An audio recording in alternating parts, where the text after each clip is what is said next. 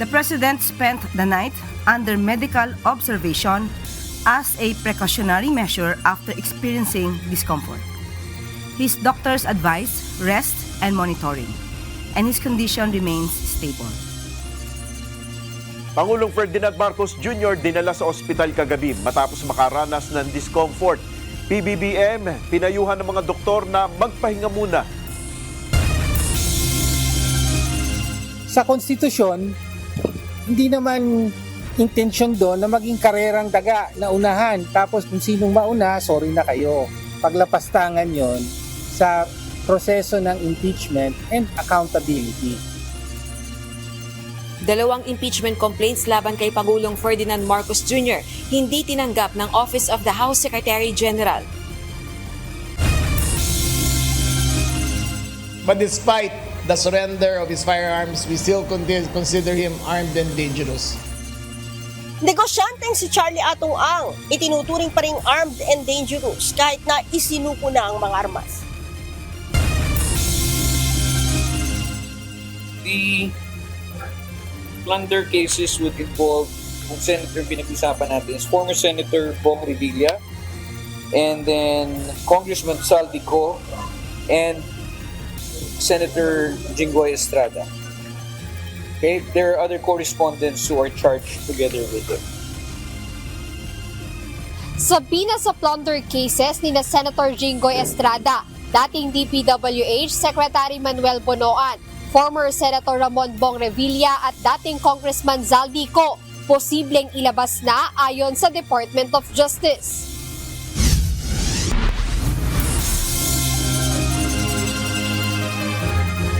Magandang hapon Pilipinas at sa buong mundo. Tayo po ay sabayang napapakinggan sa Radyo La Verdad 1350 ang UNTV Radio. Una sa ating mga balita. Sa ospital nag-overnight si Pangulong Ferdinand Marcos Jr. matapos makaramdam ng discomfort. Sa kabila nito, ayon sa palasyo, walang dapat ipag-alala sa estado ng kalusugan ni PBBM. Ito ang balita ni Nel Maribuhok. While the President could not be with us in person, he asked me to convey his warm greetings and his message to everyone here. Absent si Pangulong Ferdinand Marcos Jr. sa awarding ceremony ng 2025 10 Outstanding Young Men o TOYMS sa Malacanang kanina. Sa halip, si Executive Secretary Ralph Recto ang nagrepresenta kay PBBM sa event. Ayon kay Palace Press Officer Undersecretary Claire Castro, dinala si Pangulong Marcos sa St. Luke's Medical Center sa Quezon City kahapon at doon nagpalipas ng gabi. The President spent the night under medical observation as a precautionary measure after experiencing discomfort. His doctors advise rest and monitoring, and his condition remains stable. Hindi idinitalya ng Malacanang ang naranasang discomfort ni Pangulong Marcos. Sa ngayon na anya ay nakabalik na ng Malacanang ang Pangulo at may mga nakatakda na itong pagpupulong ngayong araw. Sa ngayon po ay may pribado mga meetings po, so makikipag-ugnayan na po siya sa ibang mga opisyal. At tingnan po natin kung bukas po, dahil meron po siyang event, kung ma-advise siya ng doktor na okay naman po siya, malamang po ay makikita rin agad natin ang Pangulo. Binigyan din ng Malacanang na walang dapat ipag-alala sa estado ng kalusugan ni Pangulong Marcos. Wala po, kailangan lang din po namin masabi sa inyo kung ano po yung naranasan ng Pangulo kagabi dahil kahit no madaling araw po ay nitatrabaho po ang Pangulo. Malamang po ang naranasan niya ay sobrang pagod sa pagtatrabaho. Nel Maribuhok, UNTV News and Rescue. Diyos ang aming sandigan, serbisyo publiko ang aming pinahalagahan. Sobrang stress ang dahilan ng pagkakasakit ni Pangulong Ferdinand Marcos Jr. Sa kanyang video message, ipinahayag nito na nagkaroon siya ng diverticulitis. Gayunman, maayos na ang kanyang kalagayan. I'm fine. I'm feeling very different from the way I was feeling before. Naayos na yung problem. What happened was apparently, and I now have diverticulitis. It's a common complaint amongst apparently people who are heavily stressed and people who are, I have to admit, growing old. May mensahe rin ng Pangulo sa kanyang mga kritiko. Okay, huwag kayo muna masyado ma-excited dahil it's not a life-threatening condition. So sir, wala kaming dapat ipag-alala? Wala, huwag kayo mag-alala. The rumors of my death are highly exaggerated. Itinuturing pa rin malaking banta ng Department of the Interior and Local Government ang negosyanteng si Charlie Atong Ang. Ayon sa DILG, sa rami ng resources nito, hindi malayong mayroon pa ring mga armas ang sinasabing utak sa kaso ng missing sa Bungeros. Ito ang balita ni Lea Ilagan. Despite the surrender of his firearms, we still consider him armed and dangerous. Mapanganib at banta pa rin maituturing ang negosyanteng si Charlie Atong Ang sa kabila ng pagsusuko nito ng kanyang mga armas. Ayon kay Interior and Local Government Secretary John Vic Rimulya, sa dami ng pera ni Ang, may kakayahan pa rin itong bumili ng mga bagong baril. Dahil 20 ang bodyguard niya. Kahit wala na siyang firearms under his name, yung mga taong nakapaligid sa kanya ay armado pa rin. So the status remains the same. Kanina, lumutang ang impormasyon na nasa Cambodia o Thailand si Ang. Ngunit sa kabila nito, patuloy nilang binavalidate ang tunay na kinaroroonan ng itinuturong mastermind sa kaso ng missing sa Bungeros.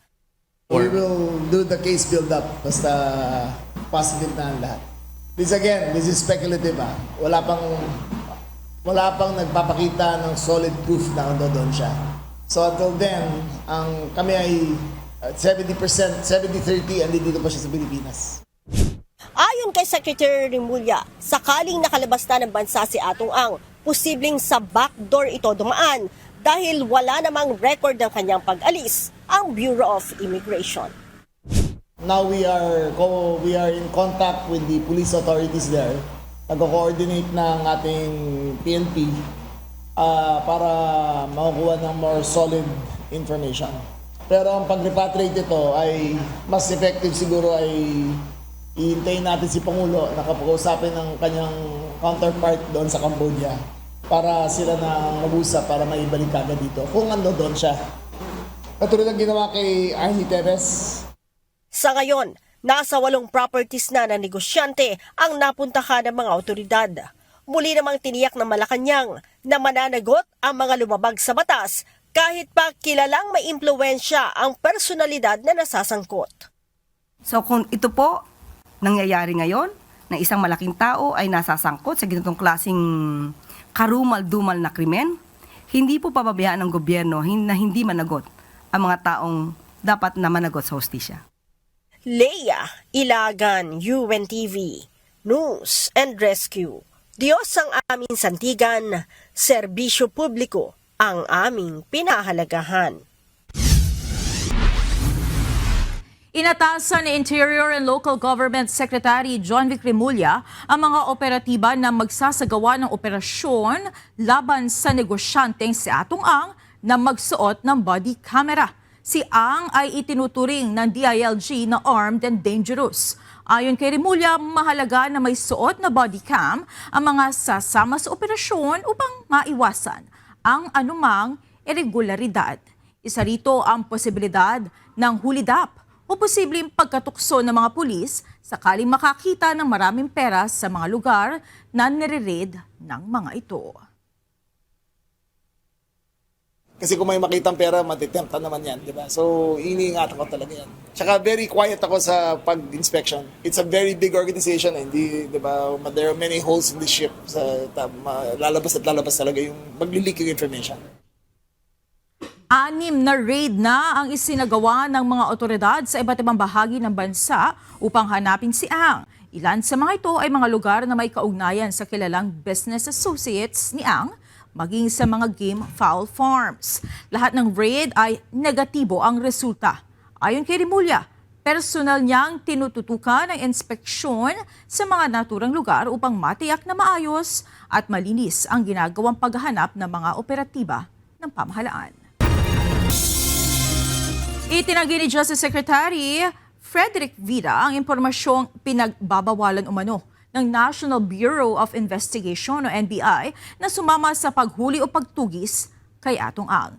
Dagdag pa ni Secretary Vida, maging sa pamunuan ng DOJ, walang kautusan na pagbawalan ng NBI. Paliwanag ng kalihim, wala silang kapangyarihang gawing ito. Wala pong katotohanan yan dahil ang pag-uutos ng korte ay sa lahat ng law enforcement agencies. At syempre, nagtutulong-tulong at ibang agencies. Lumutang ang issue dahil sa posible umanong koneksyon ng ilang ahente ng NBI kay Ang o nag-leak ang impormasyon ng pag-aresto sa kanya. Wala umanong pinipirmahang retirement papers si dating Philippine National Police Chief Nicolas Torre III. Ito ang kanyang binigyan diin matapos mapaulat kahapon na nag-optional retirement na ito. Sinabi naman ng palasyo na nakausap nila ang dating general at nagkaroon lamang ng kaunting hindi pagkakaunawaan sa usapan ng kanyang pagre-retiro. Ito ang balita ni Benedict Samson. I'm going to clear it up with my organization. Wala kasi akong pinipirmahang application eh. So let's leave it at that muna. Kasi mag-uusap muna kami ng aking mga boss. Titignan ko muna kung anong nangyari. Pero nag-file po kayo ng optional retirement? No. Itinanggi ni dating Philippine National Police Chief Nicolas Torre III na nagretiro na siya sa police service kasunod ng kanyang appointment bilang General Manager ng Metropolitan Manila Development Authority o MMDA. Ayon kay Torre, wala pa siyang ipinasa at pinirmahang papeles patungkol dito, kaya hindi pa opisyal na retirado siya bilang pulis. Taliwas ito sa inihayag ng National Police Commission o NAPOLCOM na tinanggap na nila ang optional retirement ni Torre. Sa pamamagitan nito, mabibigyan daanan na maitalagang 4-star general rank si Police Lieutenant General Jose Melencio Nartates Jr. na ngayon ay officer in charge sa PNP. Ayon kay Undersecretary Torre, ito ang kanyang lilinawin sa PNP. You know, my positions since full colonel are all presidential directives, presidential appointee ako eh. So I'll just wait for the order of the president regarding this matter. May guidance naman ng presidente dyan. Dagdag pa ni Torre, wala rin siya natatanggap na imbitasyon sa gagawing turnover ceremony para sa bagong hepe ng pambansang pulisya. I haven't heard about that. Just leave it at that kasi marami pa nga akong i-clear out sa organization. Okay? Ayon kay Palace Press Officer Undersecretary Claire Castro, nakausap nila si MMDA General Nicolas Torre III. Nagkaroon lamang umano ng kaunting hindi pagkakaunawaan sa pagitan ni Torre. Tiniyak din ng palasyo na matatanggap nito ng buo ang kanyang benepisyo matapos itong manilbihan bilang Chief PNP. Opo. Nakausap po mismo natin si General Torre at malamang po ay nagkaroon lang ng konting misunderstanding pero muli the President appointed General Torre as the General Manager of MMDA. He took his office. He is now actively performing his job as the General Manager of MMDA. And for his optional retirement, he will receive full benefits and emoluments as a 4-star general. Sinabi naman ni Interior and Local Government Secretary John Vic Remulla na ipaubayan na nila sa palasyo ang usapin sa issue ng retirement ni Torre. Nagsalita naman na kanya kanina sa status, di ba? Parang Will receive the benefits pa rin daw optional. lahat. Binigyan yata siya ng optional. Pero sabi niya, hindi niya pa doon pipirmahan eh. So hindi ko alam kung anong kwento niya. Pero sabi niya hindi eh. So hindi ko pa alam kung we granted him full benefits. But let's wait for Malacanang na lang to give the full picture. Pero kasi ang Malacanang appointing authority eh. Inimbita din anya nila ang dating PNP chief sa downing of ranks para kay Lieutenant General Jose Melencio Nartates Jr. Of course. Kung pwede na nga siya na magbigay ng siya na maglagay ng siya kasama sa yung flag turnover. We want him to be there to make it more formal. December 26, 2025, nanumpa si Torre bilang MMDA General Manager na kalaunan ay itinalaga rin bilang tagapagsalita ng ahensya. Benedict Samson, UNTV News and Rescue. Diyos ang aming sandigan, serbisyo publiko ang aming pinahalagahan. Sunod sa Ito ang Balita. Sa konstitusyon, hindi naman intensyon doon na maging karerang daga na unahan. Tapos kung sinong mauna, sorry na kayo. Paglapastangan yon sa proseso ng impeachment and accountability. Dalawang impeachment complaints laban kay Pangulong Ferdinand Marcos Jr. hindi tinanggap ng Office of the House Secretary General. So, kung ganito lamang po ang kanilang mga magiging akusasyon, muli, malakas po ang loob ng ating Pangulo na wala po siyang nalabag na anumang batas at hindi po siya gumawa ng anumang impeachable offense. Malacanang kampante pa rin walang matibay na basihan ang ikalawang impeachment complaint laban kay Pangulong Ferdinand Marcos Jr.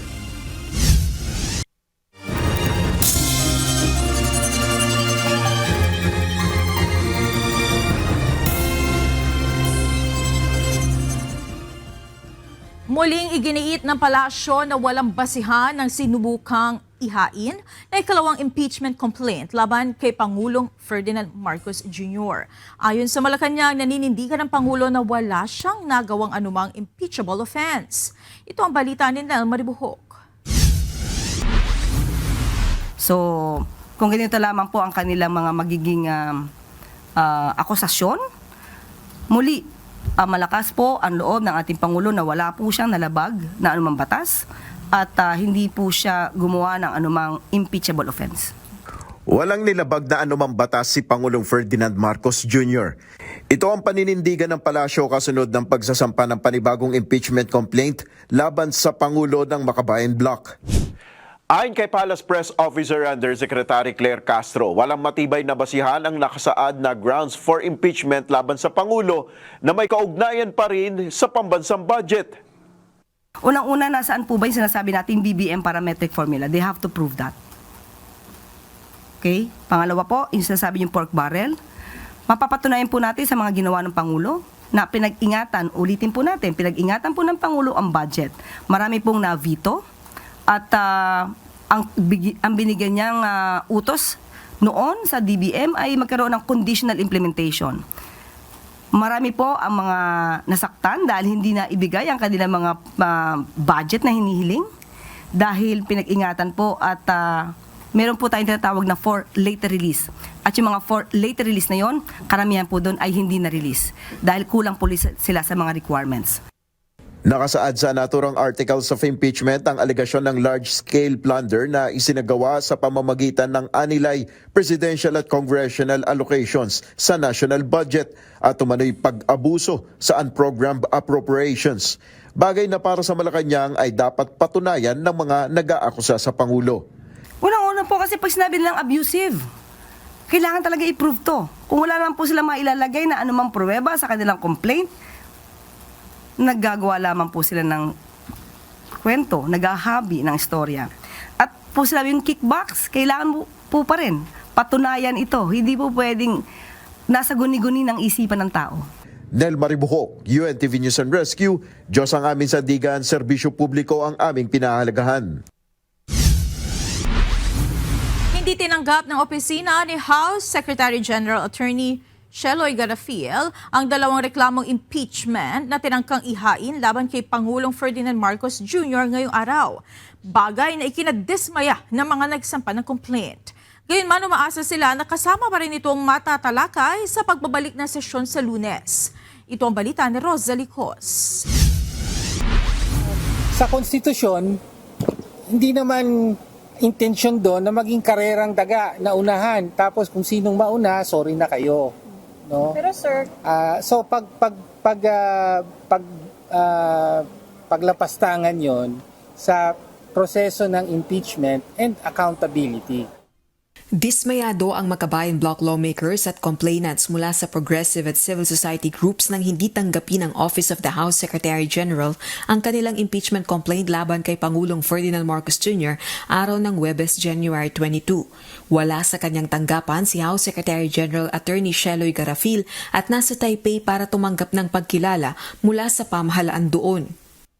According to the rules, sa Office of the Executive Director, Marmoy Salonga, Attorney. Ang complaint, alinsunod sa rules ng House. I have no authority to. Ayaw tanggapin. Okay. Kaya sa... Iwan na lang po natin sa opisina. Okay. At sumunod tayo sa rules ng House. Sa mga hakbang. Pero para sa complainants, na-file nila ang reklamong impeachment, kaya dapat maisama sa order of business pag nagbalik sesyon ang Kongreso sa Lunes, January 26. Hindi namin kasalanan kung absent ang inyong Secretary General. Under the Constitution, under the rules, it is enough that we submit to your office. At we expect that on Monday, this will be transmitted to the Office of the Speaker, and the Speaker will transmit it to the Committee on Rules para mailagay na ho sa order of business. Kaya para sa amin, that impeachment complaint is deemed filed. Why? Because we delivered it to the Office of the Secretary General. Sa ilalim ng Rules of Court, pag hindi physically present yung subject ng isang papel like as court process, in this case, impeachment complaint, ang substituted service, iwanan mo sa residence o sa office ng subject. Iniwan na namin, tinanggap naman, so para sa amin, it has been served by substituted service to the Office of the Secretary General following the rules of the House. Betrayal of public trust o pagtataksil sa tiwala ng publiko ang batayan ng impeachment complaint na inihain ng civil society groups at iniendorso ng Makabayan Bloc lawmakers. Bunsod umano ito ng pag-institutionalize ng presidente ng isang pork barrel system ng alokasyon sa pamamagitan ng BBM parametric formula. Anila, nagresulta ito sa malalang maling paggamit ng pondo kung saan kinuha umano ang kickbacks at commitments para sa mga piling opisyal. Pag-abuso sa discretionary power sa unprogrammed appropriations na nagpalobo sa 213.8 billion pesos na halaga ng standby funds para sustentuhan ang corruption scheme at direktang pagkasangkot umano sa kickback schemes.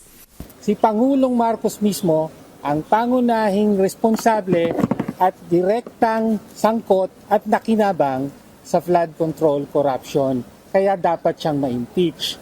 Kaya ngayon, nadidismaya tayo na ngayon pa lamang ay ginagamit na ang mga teknikalidad para hadlangan ang filing ng impeachment complaint na ito. Samantala, isa pang grupo na pinangungunahan ng dating kongresistang si Mike Defensor ang nagtangkang ipatanggap sa Office of the House Secretary General ang kanilang impeachment complaint laban kay PBBM. Kasama niya ang dating kongresistang si Jacinto Jing Paras, dating Ilocos Sur Governor Chavit Singson, mga abogadong sina Ferdinand Topacio, Manuelito Luna at iba pa. Hindi na nila pinangalanan kung sino ang tatlong kongresistang mag-e-endorso ng kanilang impeachment complaint. Ito ay matapos hindi rin tanggapin ng opisina ni Garafil ang kanilang impeachment complaint laban kay PBBM na nag-ugat pa rin sa mga kontrobersya sa pambansang pondo. Ayon kay Defensor, hindi sila nag-iwan ng kopya ng kanilang reklamo at hindi na rin babalik sa Lunes para muling ihain ang kanilang impeachment complaint. Gayunman, pag-uusapan nila ang susunod nilang legal na hakbang gaya ng paghahain ng petisyon sa Korte Suprema. Ang Constitution sinabi niya, Secretary General's Office. Walang sinabing Cheloy Garafil, walang sinabing Reggie Velasco, walang sinabing tao. Dapat tinanggap nila yon at i-refer kay Speaker. Walang discretion yun. So why would we burden ourselves to go back here on Monday and be part of the moro-moro na alam naman namin yung scam impeachment ni De Jesus ang iti-take up nila. Sa umiiral na panuntunan ng Kamara, ang Secretary General ang agad na magpapadala sa tanggapan ng House Speaker ng verified impeachment complaint na iniendorso ng sinumang kongresista. Para naman kay House Assistant Majority Leader at Bukidnon 2nd District Representative Kit Flores, Vice Chairperson ng House Committee on Justice, maituturing pa ring filed ang reklamong impeachment na iniendorso ng Makabayan lawmakers. So, hindi necessary that the Secretary General should be the very same person who will receive the complaint for it to be considered as filed. What is important is that it is tendered to the office, and if they refuse to receive it, then a copy should be left para to consider it as filed na rin. Nauna nang ipadala ni House Secretary General Attorney Garafil ang unang impeachment complaint na inihain ni Attorney Andre De Jesus sa opisina ni House Speaker Faustino Boyede III. Oras namang mai-refer ang reklamong impeachment sa House Committee on Justice. Itinuturing ng initiated o naumpisahan ng impeachment proceedings laban sa presidente at wala ng ibang reklamong maaaring ihain pa laban sa kanya sa loob ng isang taon. Rosa Licuz, UNTV News and Rescue. Diyos ang aming sandigan, serbisyo publiko ang aming pinahahalagahan. Tutuntunin ng Armed Forces of the Philippines sa mga nasa likod ng umano'y sinasadya at planadong disinformation campaign ng naglalayong sirain ang tiwala ng publiko sa militar. Ayon kay AFP spokesperson Colonel Francel Margaret Padilla, seryoso nilang pinag-aaralan ngayon ang mga nagdaang press conferences, social media posts at online content na tila may magkakaparehong pattern. Batay sa initial assessment ng AFP, may isang grupo na sadyang lumilikha ng krisis laban sa kanila at sa mas malawak na security sector upang galitin ang publiko at bigyang katwiran ng isang nakaplanong mass rally sa Metro Manila sa February 25. Ang narratives even sa social media involving such issues such yung press conference nga na kinundak ni Mr. Chavit Singson, itong social media post ni Colonel Odi Mongao and others concerning the Armed Forces of the Philippines seems to indicate that these are not isolated incidents. Makikita nyo, kailangan natin tanungin yung timing nito, content nito, and yung sheer pag-amplify nitong mga information na lumalabas sa social media. And this narratives is following a script-like pattern across different platforms. So, hindi na ito isolated, but it seems to be an orchestration rather than coincidence.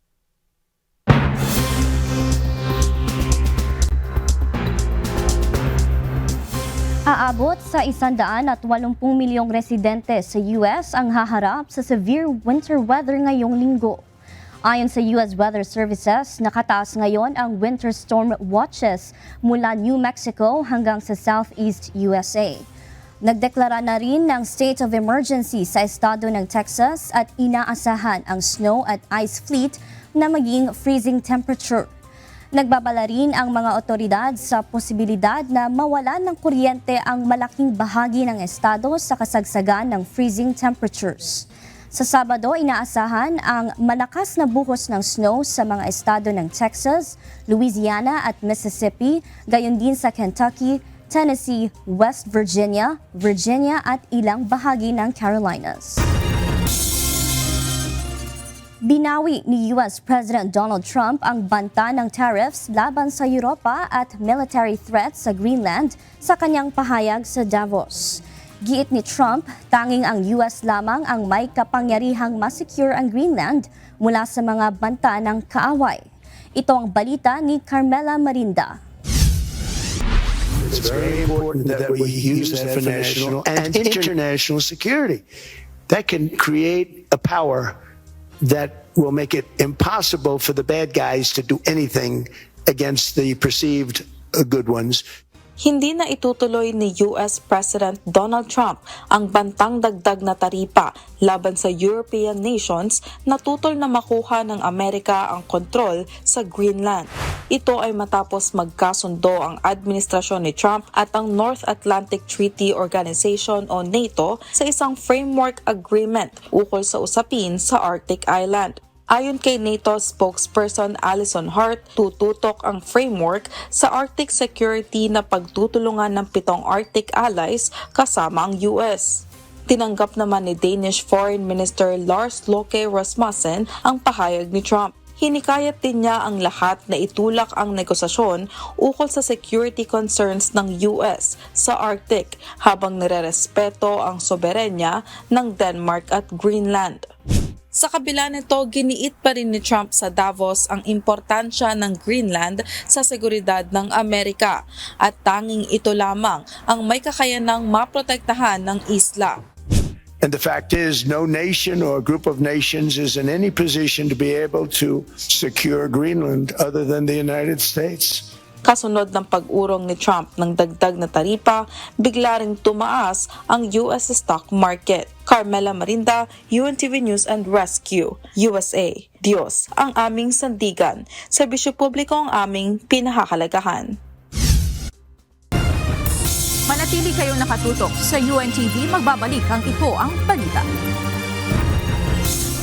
Nakahanda ang Armed Forces of the Philippines na tumulong sa re-inspection ng mga maanumalyang flood control projects.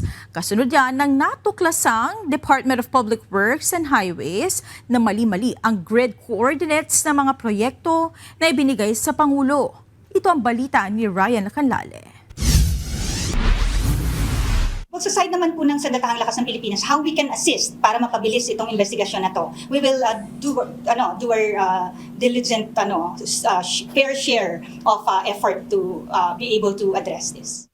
Tutulong ang Armed Forces of the Philippines o AFP sa muling pagsasagawa ng inspeksyon sa mga flood control projects sa bansa matapos matuklasan ang mga maling grid coordinates sa mga proyekto. Base sa ulat na ibinigay ng Department of Public Works and Highways sa Senado nitong Lunes sa muling pagdinig ng Senate Blue Ribbon Committee sa maanumalyang flood control project. Lumalabas sa verifikasyon ng DPWH na 337 mula sa 416 na Ghost Flood Control Project ang may maling coordinates. Kaya kailangang ulitin ang natapos ng inspeksyonin ng kagawaran. Sabi ng AFP, kaisa ang Sandataang Lakas sa layuning mailabas ang totoong datos sa aktwal na kalagayan ng mga proyekto upang mapabilis ang investigasyon. Well, we are part of the technical working group sa ICI. So in fact, mismong si Chief of Staff ang nag-attend nung huling meeting dyan sa ICI. And because of that, we have shown na kaisa ang inyong Sandatahang Lakas ng Pilipinas sa paglabas ng totoong datos na makita namin on the ground dito para mapabilis itong investigation ng ICI. And so with that, kasama natin ang DPWH sa inspections na nagaganap. Ipinaliwanag ni Padilla na dahil may mga unit ang AFP sa iba't ibang bahagi ng bansa, sabay-sabay na maisasagawa ang mga inspeksyon sa maraming lugar.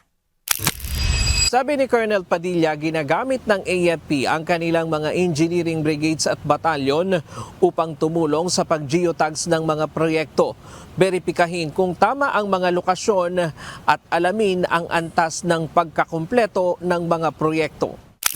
So, ang role naman po ng AFP is for us to assist the PWH in order for us to submit the necessary findings sa ICI. So, dahil nga kalat ang inyong Sandatahang Lakas ng Pilipinas all over the Philippines, mas magagawa natin itong investigation in tandem. So, mas mapapabilis siya kasi sabay-sabay. Ang mga nakalap na datos ay isusumite sa ICI sa pamamagitan ng DPWH. At ang ICI ang siyang maglalabas ng opisyal na resulta ng investigasyon. Ryan Lacanlale, UNTV News and Rescue. Diyos ang aming sandigan, serbisyo publiko ang aming pinahahalagahan.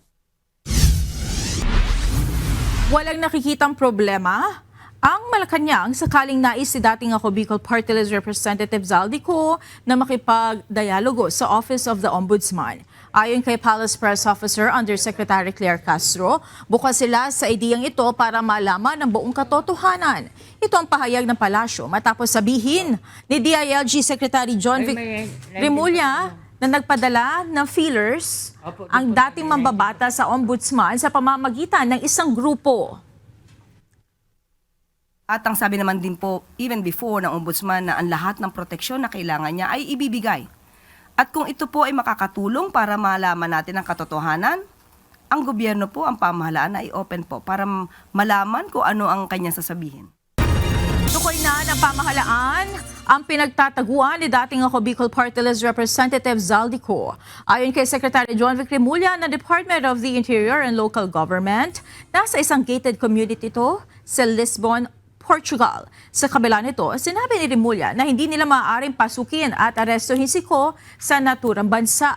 Maihahalin tulad daw ito sa isang exclusive subdivision sa Makati na hindi basa-basa maaaring mapasok ng mga otoridad.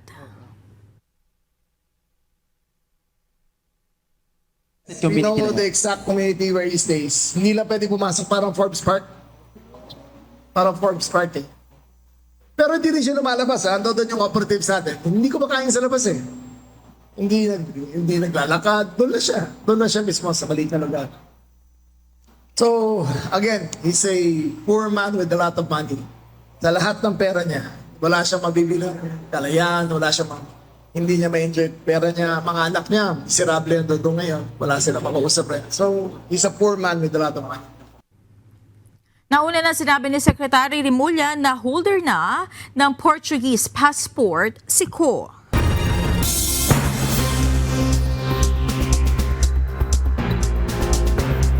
Naglunsad ang South Korea ng women-only night bus services sa mga pangunahing lungsod upang tiyakin ang kaligtasan ng kababaihan sa pagbiyahe sa gabi. Nilagyan ang mga bus ng CCTV cameras at emergency panic buttons upang agad na makatawag ng tulong ang mga pasahero sakaling makaramdam ng banta. Ang serbisyo ay tumatakbo sa piling ruta at layong magsilbi sa mga estudyante at manggagawang may night shift matapos ang regular na oras ng pampublikong transportasyon. Bahagi ito ng mas malawak na hakbang ng gobyerno upang tugunan ang mga alalahanin sa seguridad ng kababaihan at gawing mas ligtas at accessible ang public transport, lalo na sa mga biyaheng lampas sa karaniwang oras.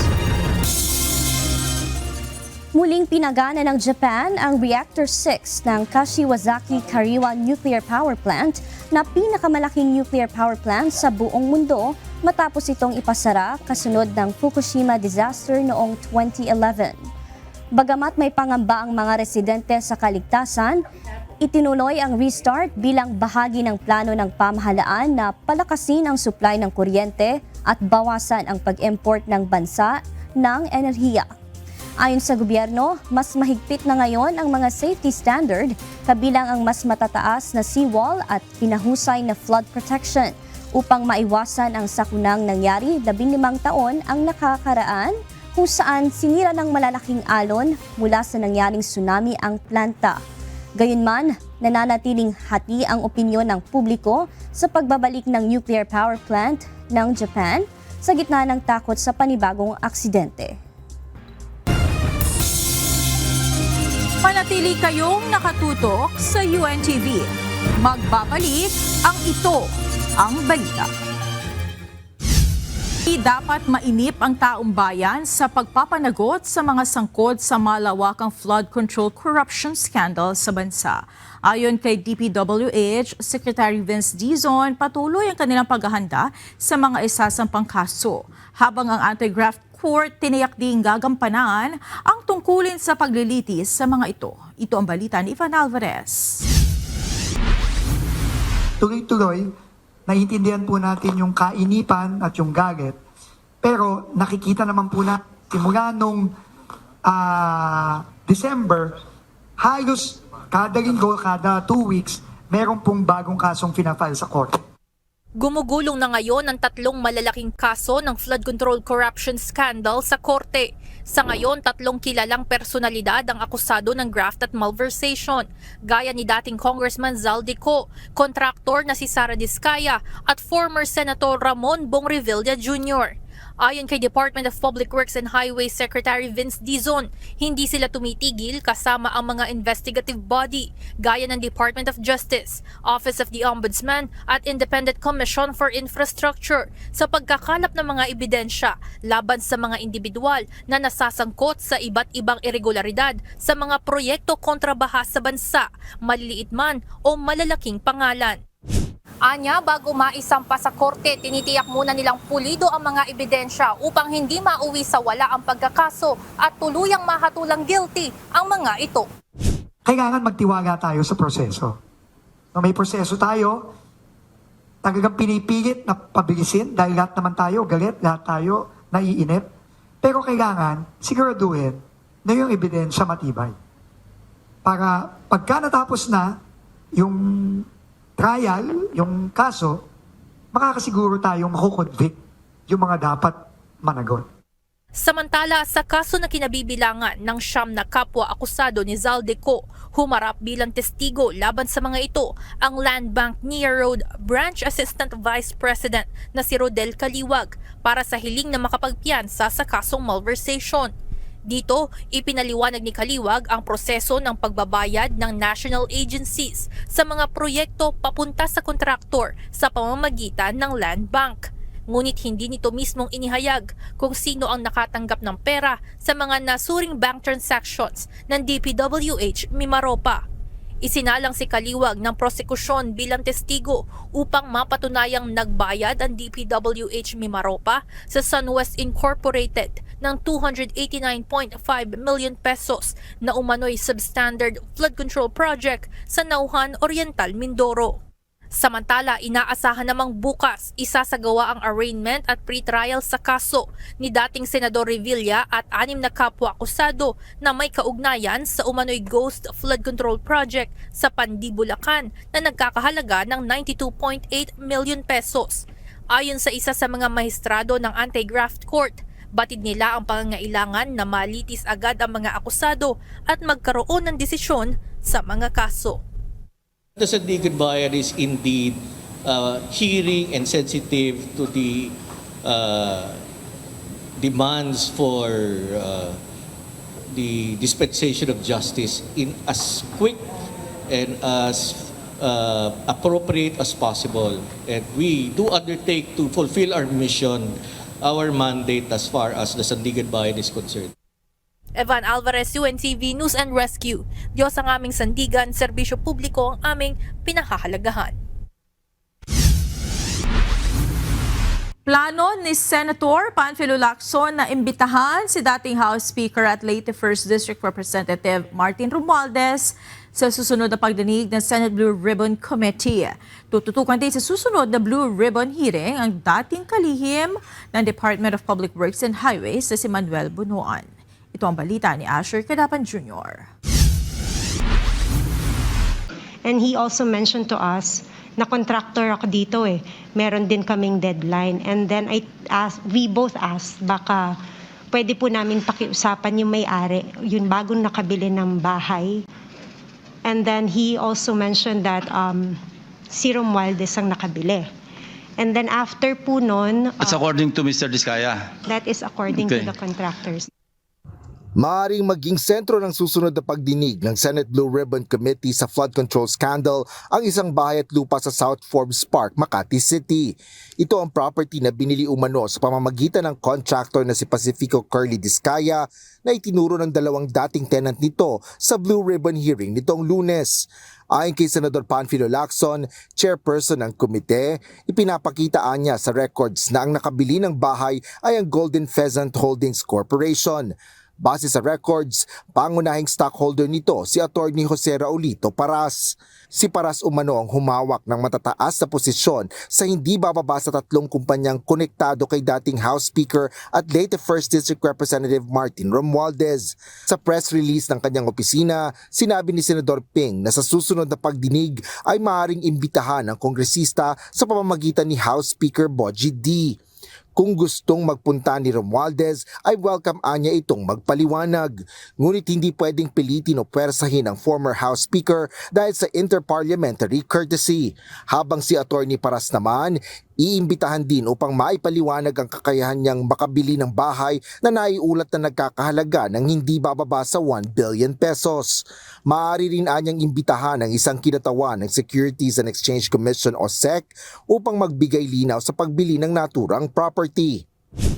Nilinaw naman ni Senador Ping Lacson na hindi niya sinasabing sapat na ang pagpapatunay na ito upang isangkot sa anomalya si Congressman Martin Romualdez. Ngunit maaari anyang magbigay ito ng lead sa mga investigador sa prosecution at magrekomenda ang komite sa mga investigating agency ng gobyerno base sa nakalap nilang mga ebidensya. Nauna na ring sinabi ni Senador Risa Ontiveros na bukas sila para kay Romualdez sa pagdalo nito sa pagdinig ng Blue Ribbon. Sa palagay ng senadora, hindi pa napapatunayan kung gaano kaimportante ang salaysay ng 2 former tenants ng property. Hindi pa rin anya ito kumukontra sa ibang mga testimonya at ebidensyang naipresenta na sa pagdinig ng komite. I think yung testimony nila adds at the very least interesting elements. And sa patuloy na pag-imbestiga ng Blue Ribbon Committee ay maaring madiskubreng importanteng elements ito ng buong kwento na sino-sino ang may ugnayan sa isa't isa dito sa kabuuang flood control scam. Sino-sino ang nagsesecure ng mga mahalagang assets para ipagpatuloy yung mga krimen na iyon. Samantala, isa pa sa maaaring tutukan sa susunod na Blue Ribbon hearing ay ang mga issue kay dating Department of Public Works and Highways o DPWH Secretary Manuel Bonoan. Paliwanag ni Senador Ping, marami pang dapat ipaliwanag ang dating opisyal ngayong narito na siya sa bansa at bigyang linaw ang pinupukol sa kanya. Kabilang dito ang tila pattern ng mga maling grid coordinates ng mga flood control project sa ulat na isinusumite umano niya kay Pangulong Ferdinand Marcos Jr. Nagbabala rin si Lacson na maaring agad na maipakulong si Bonoan kung magiging mailap siya sa pagsagot sa mga tanong. Asher Kadapan Jr., UNTV News and Rescue. Diyos ang aming sandigan, serbisyo publiko ang aming pinahalagahan. Walang special treatment sa posibleng makukulong ng mga personalidad o opisyal na gobyerno na sangkot sa flood control projects. Babala ng Bureau of Jail Management and Penology o BJMP, ang sinumang gagawa nito maaaring tuluyang maalis sa serbisyo. Tiniyak naman ng Sandigan Bayan na gagampanan nila ang kanilang tungkulin sa paghawak ng mga kaso hinggil sa infrastructure projects. Ito ang balita ni Dante Amento. A zero tolerance policy on VIP treatment. It was directed by no other than the Secretary of the Interior and Local Governments. Inaasahang may makukulong pang mga personalidad na sangkot sa flood control projects anomaly. Batay ito sa pahayag ng mga ahensya ng gobyerno tulad ng Department of Justice. Kabilang narito ang mga dati at kasalukuyang opisyal ng pamahalaan. Sabi ng Bureau of Jail Management and Penology o BJMP, walang special treatment na ibibigay sa mga ito. Anya, mahigpit ang babala ng kanilang hepe hinggil dito at maaaring maalis sa serbisyo ang gagawa nito. He reminded wardens na ang gagawa po niyan will be subject to administrative case and at the extreme case ay dismissal from the service. Ito ang sagot ng kawanihan sa nakikita ng publiko na kapag matataas na opisyal ng gobyerno ang nakukulong, magaganda ang detention cell. Samantala, tiniyak naman ni Sandigan Bayan Associate Justice Michael Frederick Musngi na gagampanan nila ang kanilang tungkulin bilang miyembro ng hudikatura para sa resolusyon ng mga kaso kaugnay ng infrastructure projects. Binigyang diin ito na sensitibo sila para sa hiling ng taong bayan na itaguyod ang hustisya. To perform whatever it takes to dispense justice. We are mindful of the rule of law and that is our only core concern. Sa mga kasong nakasampa sa Sandigan Bayan kaugnay ng flood control projects, may guidelines anya silang sinusunod lalo na ang ibinigay ng Supreme Court. So definitely we will perform our role as magistrates and jurors as far as those infrastructure issues are concerned. Ang ombudsman ang maghahain ng kaso sa Sandigan Bayan. Kapag ang mga opisyal ng gobyerno ang sangkot, ang Sandigan Bayan ang hahawak sa kaso kapag ito ay may salary grade 27 pataas tulad ng isang direktor ng isang ahensya. Dante Amento, UNTV, News and Rescue. Diyos ang aming sandigan, serbisyo publiko ang aming pinahahalagahan.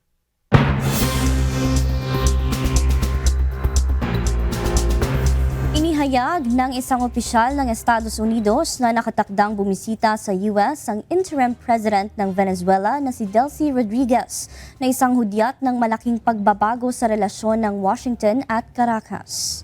Sinabi ni Rodriguez na bukas siya sa dialogo at haharapin ang pagkakaiba ng dalawang bansa nang walang takot sa pamamagitan ng diplomasya. Ito ang kauna-unahang pagbisita ng isang nakaupong lider ng Venezuela sa US sa mahigit 25 taon, kasunod ng pag-aresto kay dating Pangulong Nicolas Maduro.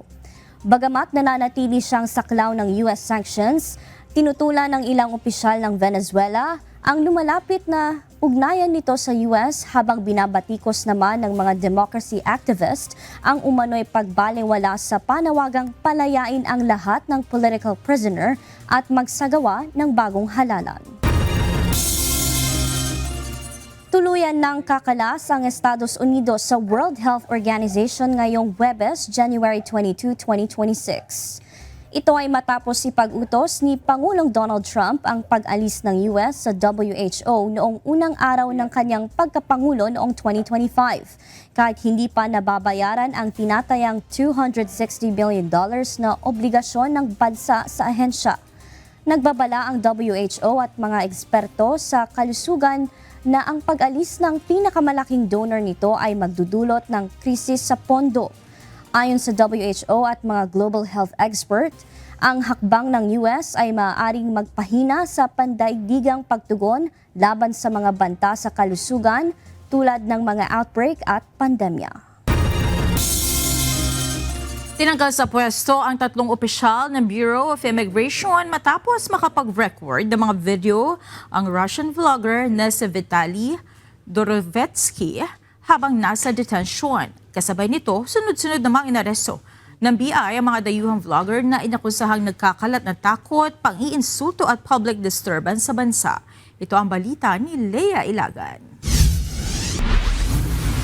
Nakausap po natin mismo ang spokesperson ng Bureau of Immigration at ito'y na-detain. Si Russian vlogger ay na-detain sa Bureau of Immigration Detention Facility. At ang mga nauna daw yatang mga video ay nung early time ng kanyang pagkaka-arrest. So because of that, marami na po natanggal. 3 po natanggal ng immigration official because of that. At marami po na-confiscate ng mga cellphones. Ito ang kinumpirma ng Malacanang matapos lumutang ang mga video ng Russian vlogger na si Vitaly Zorovetsky. Nakuha mismo sa loob ng detention facility ng Bureau of Immigration. Sa kabila ng malinaw na mga patakaran laban sa pagdadala ng cellular phone. Ayon kay Castro, patuloy ang investigasyon at posibleng madagdagan pa ang matatanggal sa serbisyo kung mapatutunayang may ibang pagkukulang o pang-aabuso sa kapangyarihan. Pero kung meron pa pong iba na maaaring masabi natin na nagkakaroon ng kakulangan, paiimbestigahan pa po ito at kailangan matanggal ang dapat na matanggal sa posisyon kung meron pang aabuso. Si Zorovetsky ay na-deport pabalik sa Russia noong January 17 matapos arestuhin noong Abril ng nakaraang taon dahil sa harassment at disruptive behavior sa Bonifacio Global City. Ilang araw lamang matapos ang kanyang deportasyon, isa na namang Russian vlogger ang inaresto ng BI. Hawak ng mga otoridad ngayon ang 21 anyos na si Nikita Shekov matapos mag-viral ang kanyang video kung saan sinabi niyang balak niyang magkalat ng sakit na HIV sa Pilipinas.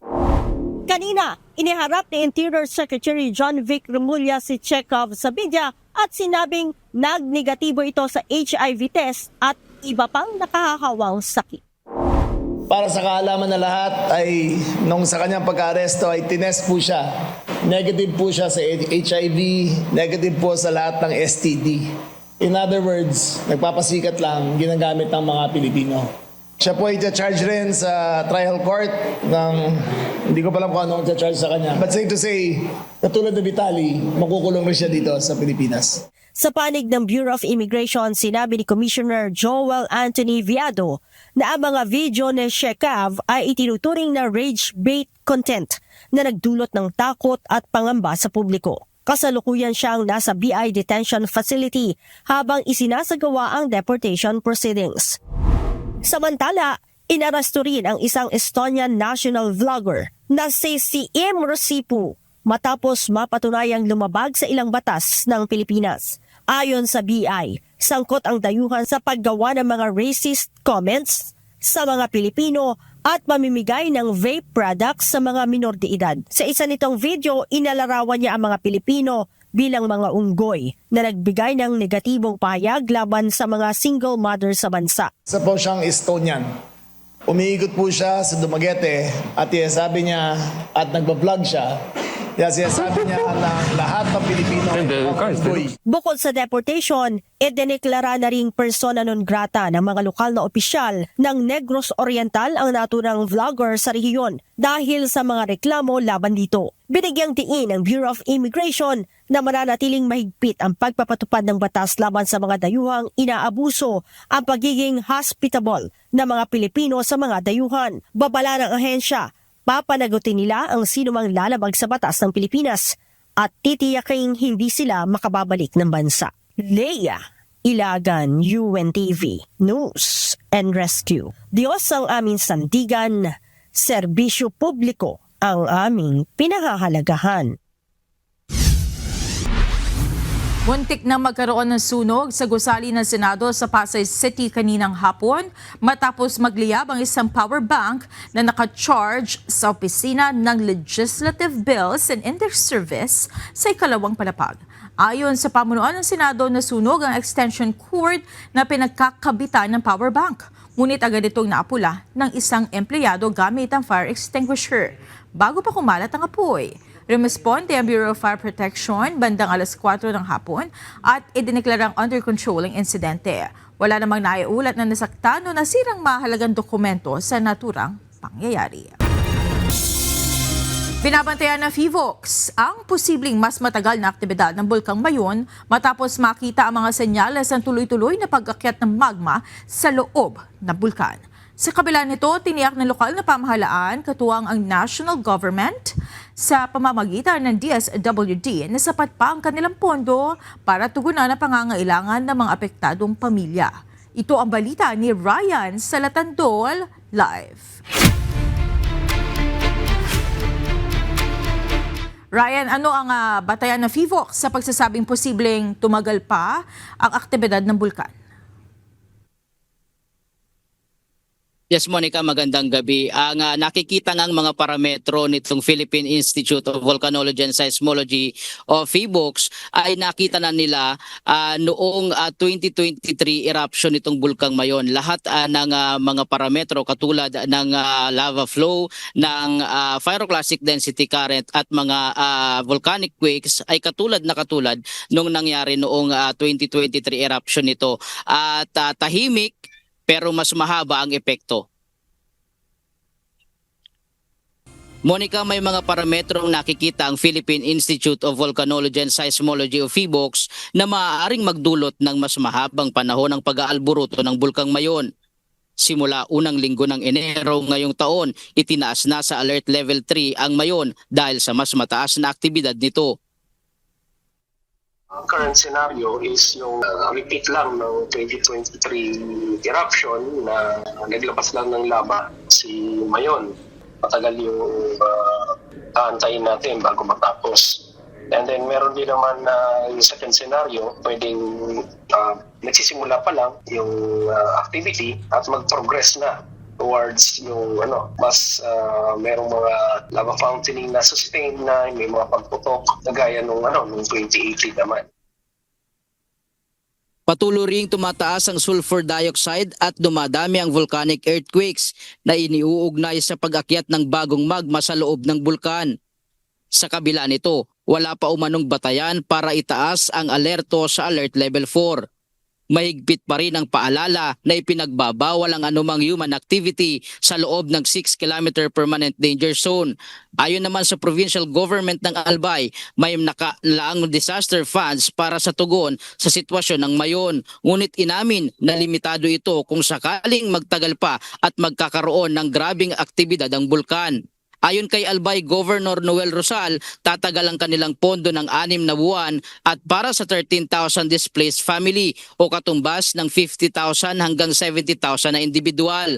Ngunit inamin ng pamahalaang panlalawigan ng Albay, mahihirapan sila kung sakaling tumaas sa Alert Level 4 ang bulkan dahil mas dadami ang evacuee, lalo't hindi pa naaprobahan ng Sangguniang Panglalawigan ang pagdedeklara ng state of calamity. Umaasa rin sila sa tulong ng national government para sa relief at evacuation operations.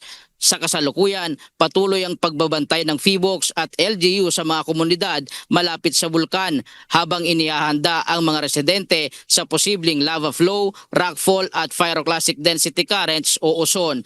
Monica, sa ngayon sa 24 hours monitoring ng Philippine Institute of Volcanology and Seismology o PHIVOLCS nakapagtala ng 222 volcanic earthquakes, 317 na rockfall events kasama ang 63 pyroclastic density current o ozone at nakapagtala din ng 1,281 na tonelada ng sulfur dioxide flux kasama ang pamamaga nitong Bulkang Mayon na indikasyon ng aktibidad sa loob nito. Yan muna ang latest live mula dito sa Legazpi City, Albay. Balik sa iyo, Monica.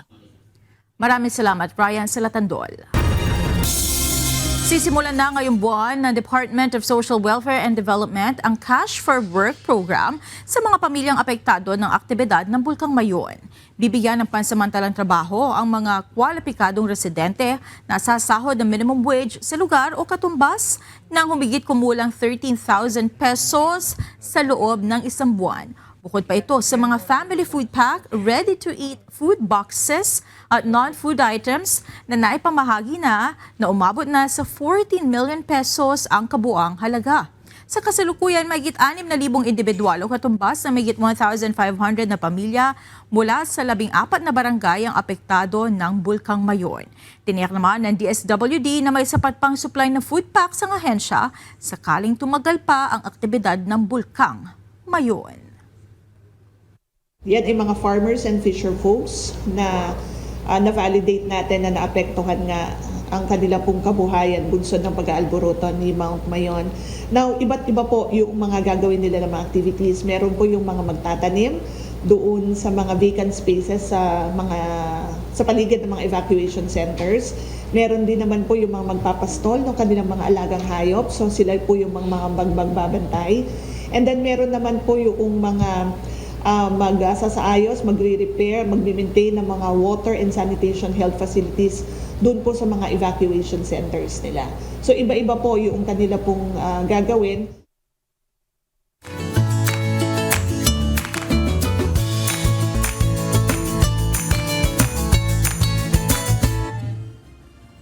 Hello Marvy, welcome back sa ang balita. Parang kailan lang nandito? Kailan yon? Nung huling nandito ka?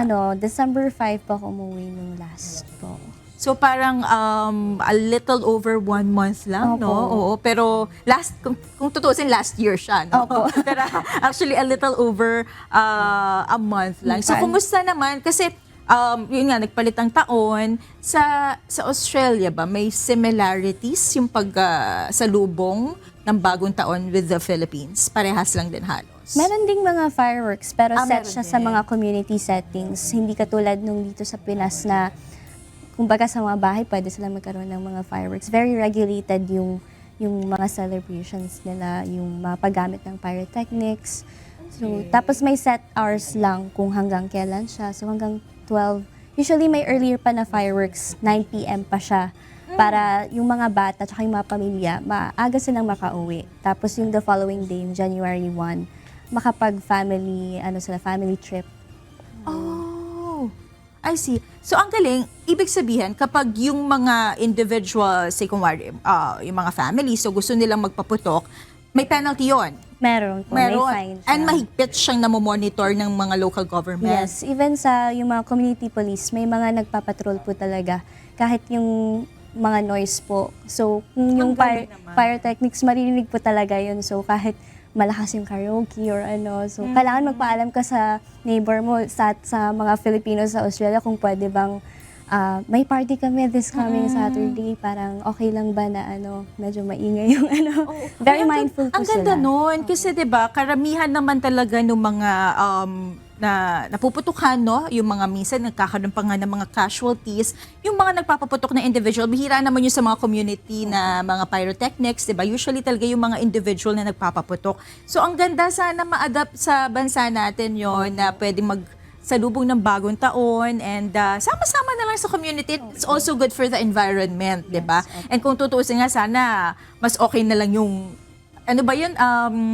turotot, yun. Magturotot na lang, mag-ingay na lang, di ba? Para good for the environment din. Uso yung mga light sticks, yun yung mga gamit nila. Right, oo. Mga kites, mga very family-friendly yung celebration ng New Year. Sige, sana ngayong 2026 ay mas maraming beses ka pa naming makasama. Yes, Marvy, po. maraming God salamat willing sa po. pagdalaw Thank you po. ulit. Thank you so much. Samantala, ikaw na, go ahead, Marvy. Ayan. Narito naman ang ating mga kausi ngayong araw ng Webes. Salamat at shout out kina Jomar Suarez, Lea Serrano, Tata Ricaborda, Diramputun III. Ayun, mahaba yan. At shout out din kina Alfred Cruz, Joselito Ponce at Aaron Haja. Ayan mga kasangbahay, kung may mga istorya po kayong nais balikan sa Ito Ang Balita, pwede niyo po itong muling mapanood sa aming mga official social media account. Magtungo lamang po sa UNTV News and Rescue YouTube channel at i-click ang subscribe button. Gayon din sa aming Facebook, Instagram, X at TikTok accounts. Mapapanood nyo rin po rito ang iba pang news programs ng UNTV, pati na ang iba pang video ng nag-iisang public service channel. Kaya subscribe, like, and share. Narito naman ang salita ng Diyos na ating sandigan mula sa aklat ng Ecclesiastes 5:4 na nagsasabi, pagka ikaw ay nananata ng panata sa Diyos, huwag kang magliban ng pagtupad. Sapagkat siya'y walang kaligayahan sa mga mangmang, tuparin mo ang iyong ipinanata. At yan ang naging kabuuan ng ating balitaan ngayong gabi. Aming inilahad ng buong katapatan kung paano namin nasaksihan. Kayo'y makapagtitiwala na ang aming nakita at narinig ang aming ibinabalita. At dito sa UNTV, Diyos ang aming sandigan. Serbisyo publiko ang aming pinahahalagahan. Magandang gabi.